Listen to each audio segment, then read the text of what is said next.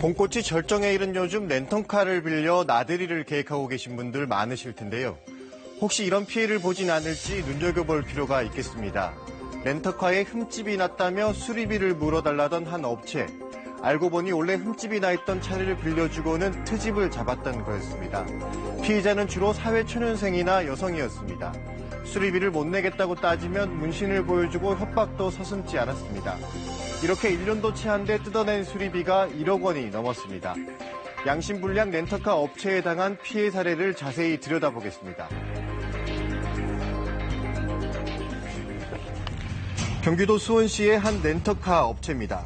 업체 관계자가 손전등을 비춰가며 반납된 차량을 살피고 옆에 있던 다른 직원은 차의 상태를 기록합니다. 여기까진 별로 특이할 게 없는 렌터카 반납 절차로 보입니다. 하지만 유독 흠집에 집착하는 게 이상합니다. 고객들이 미처 차량하지 못하는 그런 부분에 있는 흠집을 핑계로 고객이 운전 중에 발생하는 흠집이라고 우기고 그리고 협박을 해서 수리비를. 지난달 6일 딸의 다급한 전화를 받은 이모 씨. 딸이 이 업체에서 차를 빌렸는데 문제가 생겼다는 전화였습니다.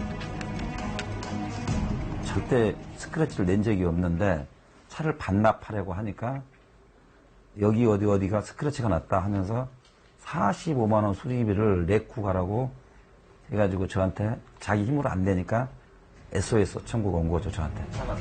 곧장 업체로 달려가 차량 상태를 살펴봤지만 좀처럼 문제가 될 곳을 찾지 못했습니다. 그냥 우리가 흔히 일상생활하는 그런 단순 스크래치예요, 단순 스크래치. 미세한 스크래치인데 많아요, 그게. 그 부분만 있는 게 아니고. 몇만 원이면 수리될 흠집도 사흘 동안 공장에 들어가야 한다며 45만 원을 요구했습니다. 우리 방식대로 수리를 정비를 하려니까 따지지 마시라. 도색비와 판금 도당비 포함해서 45만 원을 내고 가라. 자동차 정비 공장에서 일한 적이 있는 이 씨는 이런 수리비가 터무니없다고 반박을 했지만 소용이 없었습니다. 그 수리비를 도저히 못 주겠다. 말이 아저씨가 예전에 정비 공장에서 10년 이상 근무를 했는데 어떻게 이게 수리기간이 3일이 나오고 어떻게 수리비가 45만 원이 나오느냐. 아저씨는 못 주겠다. 이 씨가 돈을 못 주겠다고 버티자 직원들의 태도는 돌변합니다. 욕설을 하며 문신까지 보여주고 험악한 분위기를 만들었습니다. 자식 같은 애들이 차마 입에 담지 못할 욕을 하고 대드는데 충분히 공포 분위기를 조성하는 상황이었죠. 26살 여성도 이곳에서 렌터카를 빌렸다가 비슷한 일을 겪었습니다. 운전 면허를 딴지 1년도 안 됐었어요. 그쪽 분들은 1년 미만이라도 촬영을 제어해 주신다고 하시더라고요. 문제는 역시 차량 반납 때 발생했습니다.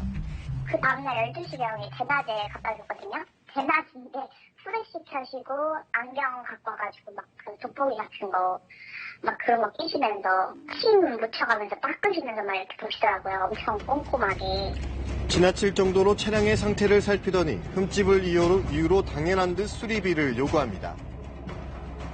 차량이 공업사에 들어가고 뭐 휴차료가 생기고 발생을 하면 몇백만 원이 발생을 하는데 그냥 좋게 저희가 이거 조금 수리하고 말겠다 뭐 이렇게 하시는데 30만 원 처음에 달라고 하시더라고요. 차량을 빌릴 때 사진을 찍어뒀지만 소용이 없었습니다. 차량을 처음에 줄 때도 좋은 거 주지 않으셨기 때문에 저는 사진을 다 찍어놨다.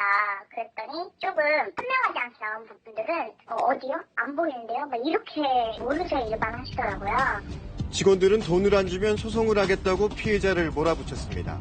실제로 얼마 뒤 이 여성의 집으로 수리비 청구 내역이 담긴 내용 증명이 날아왔습니다. 수리비는 애초 요구한 30만 원에서 휴차료를 포함해 400만 원 가까이로 훌쩍 뛰어 있었습니다.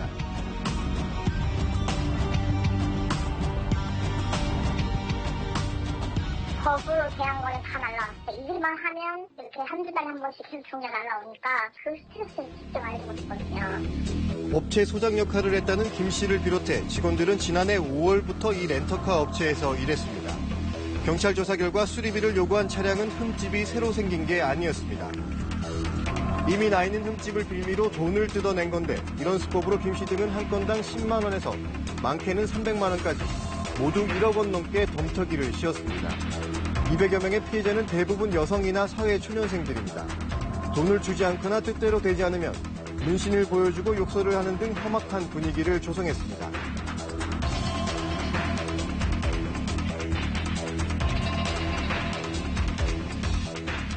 그냥 딱 들어가자마자 분위기가 되게 살벌해 보여. 건들건들해 보이고 사람들이 몸에 다 문신이 있으니까 우리 입장에서는 위축돼서. 아, 죄송한데요. 그 아빠가 사용증을 가져오라는데. 내가 알고 알잖아요. 근데 그 불법이라고 그러는데? 불법이라고 생각했고, 그렇게 어떻게 아빠가 팠어요? 이들은 당장 돈을 못 내는 피해자들에겐 몇 배로 부풀린 차용증을 쓰게 했습니다.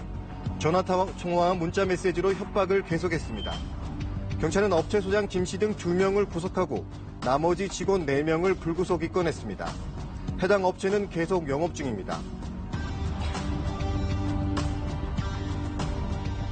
해당되는 사람들이 없었어요. 오늘 그런 분들이 많이 왔었는데 저희들이 취재를 하지 않고 있어요. 죄송합니다. 모르겠어. 저는 내용을 몰랐어.